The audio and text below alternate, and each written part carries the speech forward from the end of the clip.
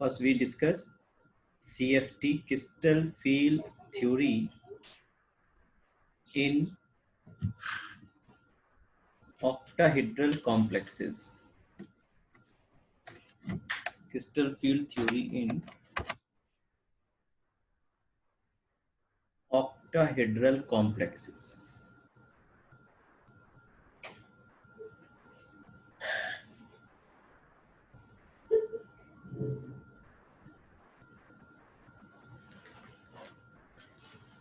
देखिए, octal geometry को अगर आप देखेंगे तो इस तरह से रहेगा। ये आपके पास सेंटर मेटल एटम है और ये ऑक्टाहेड्रल ज्योमेट्री है।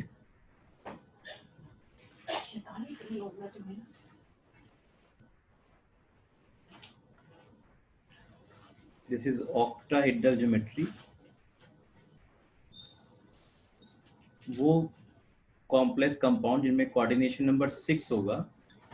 So either they have DsP2 or sp3d2 hybridization. They will acquire octahedral geometry in 3-dimensional space. तो ये आपके सामने ऑक्टाहेड्रल ज्योमेट्री है। इसमें जो सेंटर मेटल एटम है, इसके चारों तरफ जो लिगेंड्स का अरेंजमेंट रहेगा 3-डायमेंशनल स्पेस में, वो ऑक्टाहेड्रल अरेंजमेंट में रहेगा। राइट। देखिए, मैं क्या कोशिश कर रहा हूँ, मैं यहाँ पर आपके लिए ये सेंटर मेटल एटम के जो डी एटॉमिक ऑर्बिटल्स हैं उनका ऑर्बिटल रिप्रेजेंटेशन ये कर रहा हूँ। इनके नेम्स रहेंगे ये डी एक्स वाई। ये सेंटर मेटल एटम के डी एटॉमिक ऑर्बिटल्स में बना रहा हूँ। D x y, d y z, d x z, d x square y square, और it is dz square. When we are making these 5d atomic orbitals together, that means they have similar energy, or they are the degenerate. They are degenerate atomic orbitals. Degenerate means इन सबकी energy अभी कैसी है, same है।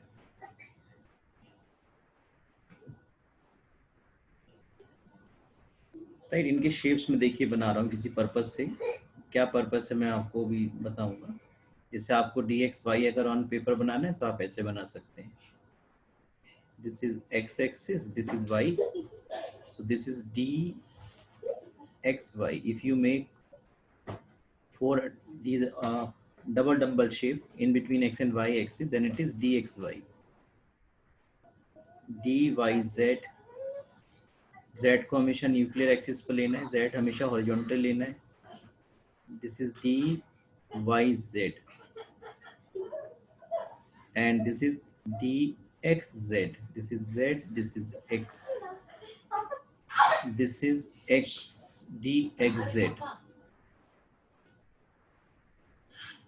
And now dx square y square. So on paper we make dx square y square on the axis. This is dx square y square. This is x axis, this is y axis. It is dx square y square and this is dz square. This is z axis, dz square, डफ not shape रहता है इसका। अब आप देखिए, जब ligands इस centre metal atom को सराउंड करेंगे बहुत ज़्यादा डिस्टेंस से, ये देखिए ये डॉट्स में बना रहा हूँ, ये डॉट्स में ये शो करने की कोशिश कर रहा हूँ कि ये जो लिगेंड्स हैं जब इस सेंटर मेटल एटम को बॉन्ड फॉर्मेशन के लिए अप्रोच करेंगे और जब ये बहुत दूर हैं तो आपको ऐसा लगेगा ये जो लिगेंड्स हैं ये सेंटर मेटल एटम को एक स्फेरिकली चार्ज फील्ड में सराउंड कर रहे हैं।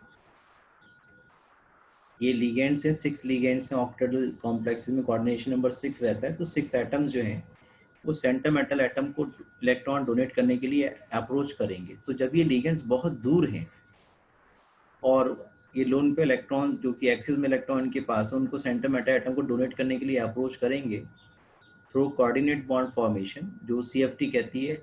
ये नेगेटिवली चार्ज, ये जो लिगेंड्स है ये नेगेटिवली चार्ज है, और जो मेटल एटम है या जो आयन है वो पॉजिटिव चार्ज है। इनके बीच में इलेक्ट्रोस्टैटिक फोर्स ऑफ अट्रैक्शन लगता है, इसलिए एक दूसरे को अट्रैक्ट करेंगे।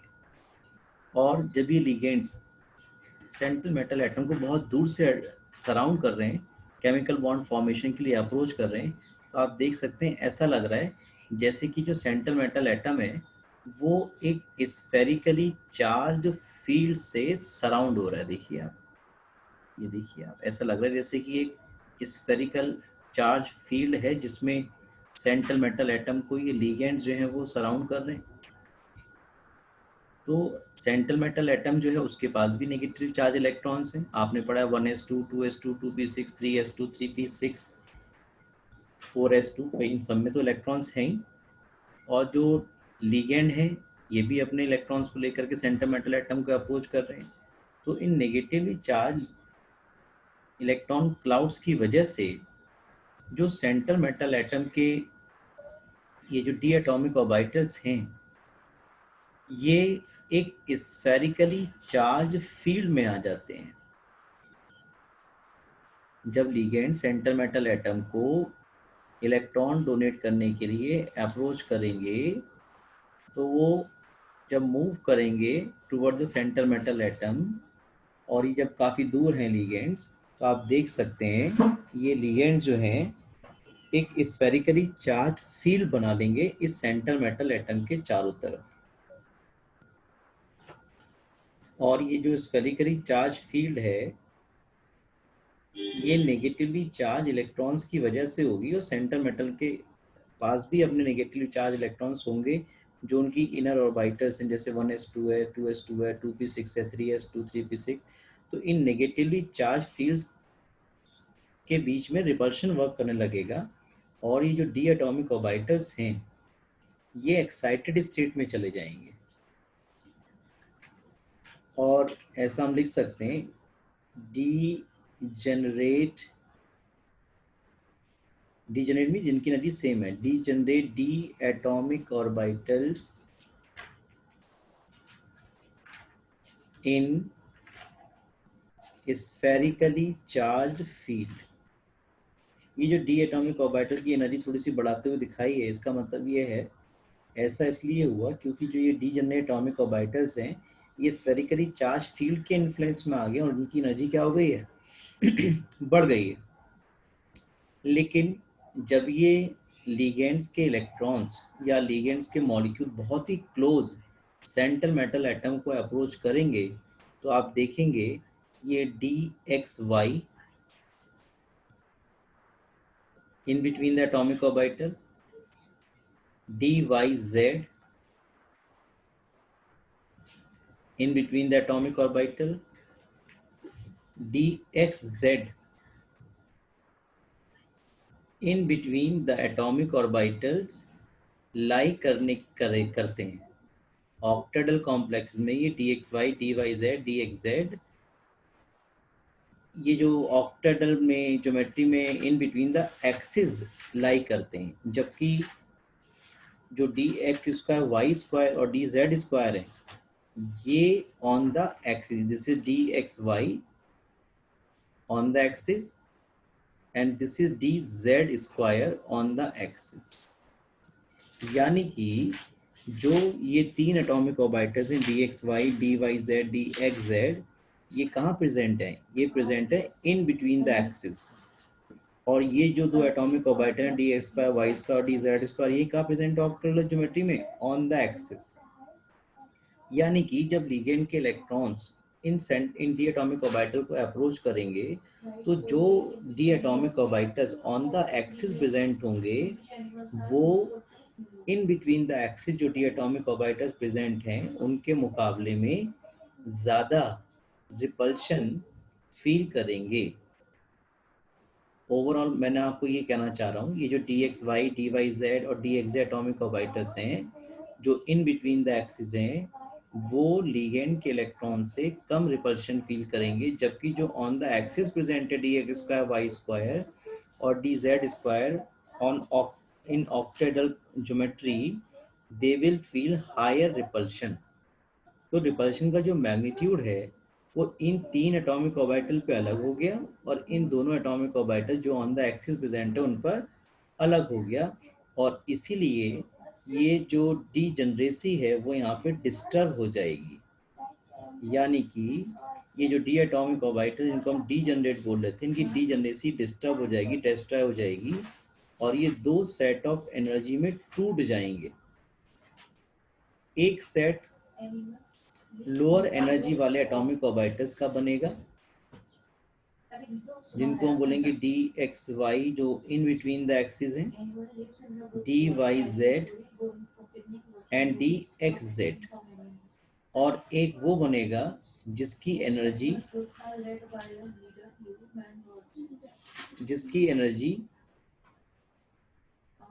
बढ़ जाएगी रिपल्शन ज्यादा लगने की वजह से, क्योंकि ये ऑन द एक्सिस प्रेजेंट है। ये कौन कौन है आपके पास, d x square y square और डी जेड स्क्वायर। तो जो डी जनरेसी थी डी एटॉमिक ऑर्बिटल्स की वो क्या हो गई, डिस्ट्रॉय हो गई, और इसी वजह से जो डी एटॉमिक ऑर्बिटल्स हैं ये दो सेट ऑफ एनर्जी में टूट जाएंगे।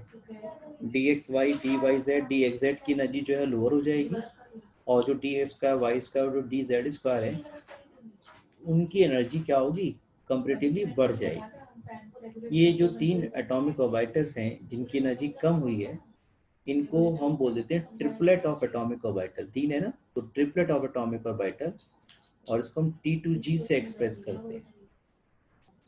और जिन दो एटॉमिक ऑर्बिटल की एनर्जी बढ़ गई है उनको हम बोलते हैं एनर्जाइज एटॉमिक ऑर्बिटल, या उनको बोल देते हैं हम EG atomic orbitals.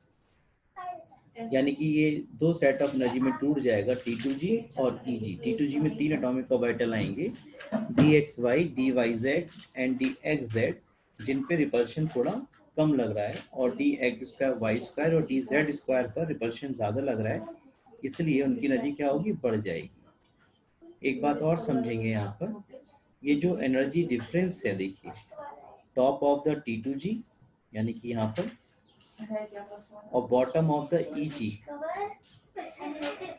This is called crystal field splitting energy for octahedral complex. इसको हम डेल्टा O से शो करते हैं।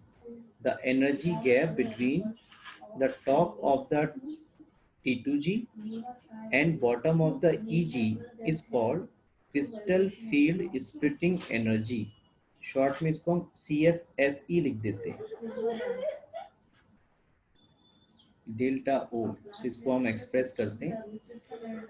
वो आप बता पाएंगे कैसे डिफाइन करेंगे। It is the energy difference between the top of the T2G and bottom of the EG is called crystal field splitting energy. ये जितनी भी एनर्जी रिलीज होगी उसका जो 3/5 पोर्शन होगा वो EG के साथ रहेगा, और 2/5 पोर्शन जो है वो रहेगा T2G वाला। यानी कि मान लीजिए अगर ये किसी कॉम्प्लेक्स के फॉर्मेशन में जो एनर्जी रिलीज हुई है CFSE, इसका मैग्नीट्यूड कितना 10 है, तो 10 में से 6 यहाँ पे रहेगा और 4 जो एनर्जी वो इसकी लोअर हो जाएगी। ये मैंने आपको एग्जाम्पल दिया। जितनी भी crystal field splitting energy complex formation में रिलीज होगी उसका 3/5 पोर्शन EG के पास ज्यादा होगा, और 2/5 पोर्शन जो है वो T2G के पास। तो इस तरह से जो दो सेट ऑफ एनर्जी हैं वो आपके बन जाएंगे, जिसको आपने T2G और EG बोला है। T2G इसलिए बोला कि वो 3 है नंबर में, ट्रिपलेट ऑफ एटॉमिक ऑर्बिटल्स है,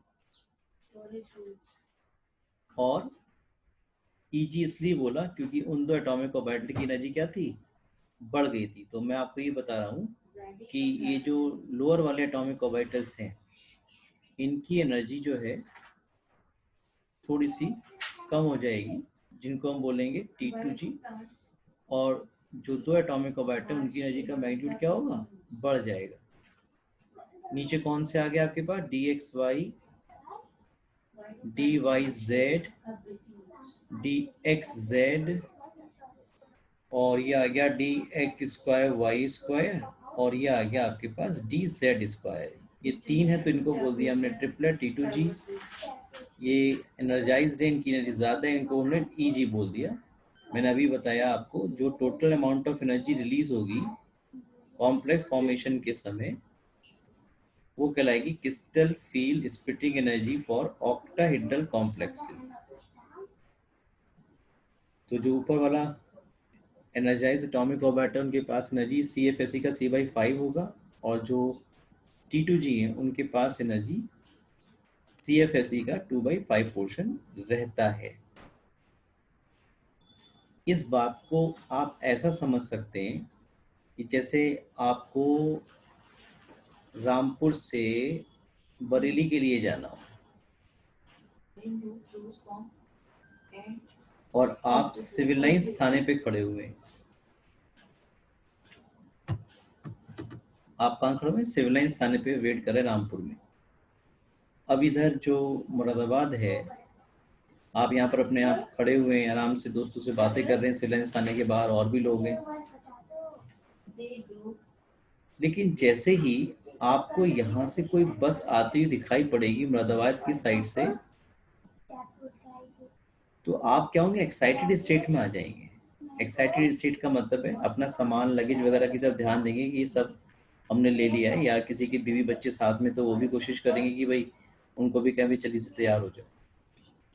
तो बस जब काफ़ी दूर है, ये समझ लीजिए ये लीगेंड, ये सेंटर मेटल एटम है ना, और ये लीगेंड है। तो लीगेंड जब बहुत दूर से अप्रोच कर रहा है सेंटर मेटल एटम को बॉन्ड फॉर्मेशन के लिए, जैसा कि बस दूर से दिख रही है आते हुए मुरादाबाद से, तो ये सेंटर मेटल एटम के जो एटॉमिक ऑर्बिटल्स हैं, ये रिपल्शन फील करने की वजह से एक्साइटेड स्टेट में चले जाएंगे। अभी अभी सबके बीच में दोस्ती है, सब एक दूसरे को बता रहे हैं बस आ गई, बस आ गई। लेकिन जैसे ही ये बस सिविल लाइंस थाने के आसपास पहुंचेगी और जो लोग यहाँ पे वेट कर रहे थे, तो जो पर्सन पहला यहाँ से उतरने की कोशिश करेगा गेट से, और जो पहला पर्सन यहाँ चढ़ने की कोशिश करेगा बस में, सबसे ज़्यादा आप देखेंगे उनके बीच में नोकझोंक सबसे ज़्यादा होती है। उतरने वाले की हमेशा कोशिश रहती है अरे भाई साहब पहले सवारियों को उतरने दो, पूरी बस खाली पड़ी है। नीचे वाला जल्दी में होता तो सीट लेनी होती है, वो कहता हाँ मुझे मालूम है कितनी सीट खाली पड़ी, तो पहले नीचे उतर जल्दी से। चढ़ना इन सबको भी है, जो लेफ्ट राइट ये लोग खड़े हुए हैं इन सबको चढ़ना है। लेकिन जो आमने सामने आ गए, ऑन द एक्सिस आ गए, वो कौन कौन थे? D x square y square और डी जेड स्क्वायर। इनके बीच में नोकझोंक रिपल्शन सबसे ज्यादा होगा। चढ़ना इन सबको है, electrons d x y d y z d x z को भी एक्सेप्ट करने लिगेंड से, लेकिन ये कहाँ प्रेजेंट है? ये in between the axis present है, और इन पर repulsion d x square y square और डी जेड स्क्वायर के कंपेरेटिवली थोड़ा कम लगेगा। जबकि जो पहला बंदा उतर रहा था और ये पहला बंदा चढ़ रहा था, ये एक्साइटेड स्टेट में, अच्छा भी देखता हूँ तुझे, वही चीज़ यहाँ पर भी हुई कि जो d x square y square d z square on the axis present है, इनके इन पर रिपल्शन जो लिगेंड के इलेक्ट्रॉन्स हैं वो ज़्यादा अप्लाई करते हैं क्योंकि ये ऑन द एक्सिस प्रेजेंट है। तो इस तरह से जो on the axis atomic orbital present होंगे उन पर रिपल्शन का मैग्नीट्यूड ज़्यादा लगेगा than the d x y d y z और डी एक्स जेड। ये तो सब चुपचाप खड़े हुए, बोले यार होने दोनों लोगों के बीच में चढ़ ही जाएंगे अब तो।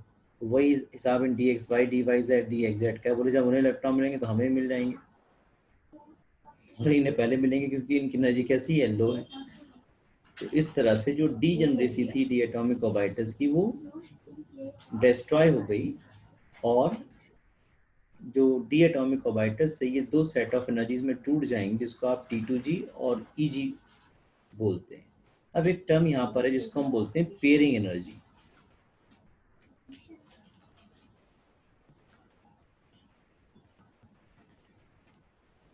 पेयरिंग एनर्जी को हम P से डिनोट करते हैं। ये वो अमाउंट ऑफ एनर्जी है जो लोअर सब शेल में, जिसे हम T2G बोल सकते हैं, में पेयरिंग होने के लिए चाहिए ही चाहिए। यानी कि अगर क्रिस्टल फील्ड स्प्लिटिंग एनर्जी जो रिलीज हो रही है कॉम्प्लेक्स फॉर्मेशन के समय, उसका अमाउंट पेयरिंग एनर्जी से कम है, तो ऐसे केस में अगर 4 इलेक्ट्रॉन्स हैं डी के अंदर, तो वो कैसे फिलअप होंगे? देखिए 1 2 3, और ये 4th इलेक्ट्रॉन यहाँ चला जाएगा। यहाँ पे पेयरिंग स्टार्ट नहीं होगी T2G से, और जो कॉन्फ़िगरेशन है वो क्या आएगा? T2G3 EG1। और अगर ऐसा हो, जो crystal field splitting energy release हो रही है, वो जो मिनिमम एनर्जी रिक्वायर्ड है पेयरिंग के लिए, उसे ओवरकम कर ले, तो ऐसे केस में अगर 4 इलेक्ट्रॉन्स होंगे तो वो कैसे फिल होंगे? D4 इलेक्ट्रॉन से तो कैसे फिल होंगे वो देखिए, 1 2 3, और ये 4th इलेक्ट्रॉन यहाँ से ही पेयरिंग स्टार्ट हो जाएगी। और ऐसे केस में जो इलेक्ट्रॉनिक कॉन्फ़िगरेशन है वो क्या आएगा? T2G4 और EG0।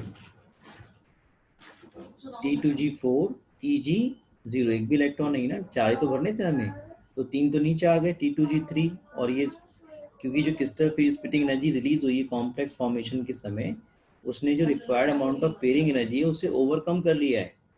और ऐसे केस में लोअर सबशेल से, यानी कि T2G से ही पेयरिंग स्टार्ट हो जाएगी।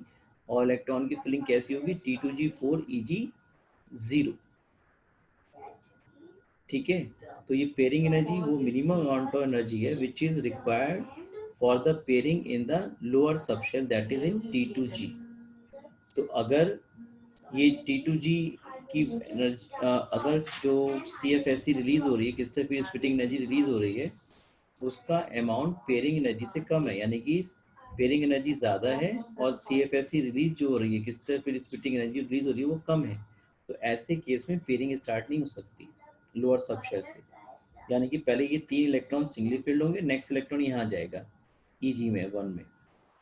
और अगर पेयरिंग एनर्जी की को ओवरकम कर लिया CFSE ने, तो पेयरिंग लोअर सबशेल से स्टार्ट हो जाएगी। और EC क्या हो जाएगा? T2G4 EG0। तो अगर आपको ध्यान हो, यूनिट 8 में आपसे बड़ा ही एक अच्छा क्वेश्चन था, why Cr2 positive is reducing in nature. तो देखिए इसका EC क्या लिखेंगे आप? Argon 3D4 4S0। Why Cr2 positive is reducing in nature. Reducing का मतलब है ये खुद ही ऑक्सीडेशन में जाएगा, और जब ये ऑक्सीडेशन में जाएगा तो क्या हो जाएगा? जब ये ऑक्सीडेशन में जाएगा तो एक इलेक्ट्रॉन लूज करेगा, इट गेट्स आर्गन 3D3। तो बैलेंस बॉन्ड थ्योरी ये बात एक्सप्लेन नहीं कर पाई है भाई ये D3 में क्यों कन्वर्ट हो रहा है और क्यों स्टेबिलिटी इसकी आ रही है। तो वहां पे हमने लिखा था द लेटर कॉन्फ़िगरेशन, यानी कि जब Cr2 पॉजिटिव Cr3 पॉजिटिव में ऑक्सीडाइज होगा, देन इट, तो अगर आपको ध्यान आ रहा तो वहां पे कहा था कि it attains more stable configuration T2G3 which is more stable half filled configuration। और बल्कि वहां पे एक टर्म यूज किया था, the latter configuration get stability as T2G3 half filled. तो मुझे लगता है अब आपको ये बात समझ में आ गई होगी, ये जो T4 वाली दोनों ही कंडीशंस हैं, जिसमें एक बार T2G4 EG0 आ रहा था जब क्रिस्टल फील्ड स्प्लिटिंग एनर्जी की अमाउंट पेयरिंग एनर्जी से कम थी, तो ये वाला कॉन्फ़िगरेशन रहेगा। और जब क्रिस्टल फील्ड स्प्लिटिंग एनर्जी की अमाउंट पेयरिंग एनर्जी की जो रिक्वायरमेंट है उससे ज़्यादा है, तो D4 कॉन्फ़िगरेशन कैसे लिखेंगे? T2G4 EG0, यहाँ रहेगा T2G3 और EG1। जब क्रिस्टल फील्ड स्प्लिटिंग एनर्जी कम रिलीज हो रही है, पेयरिंग एनर्जी की अमाउंट ज़्यादा है, तो लोअर सबशेल से पेयरिंग स्टार्ट नहीं होगी, तो ये हो जाएगा T2G3 देन EG1।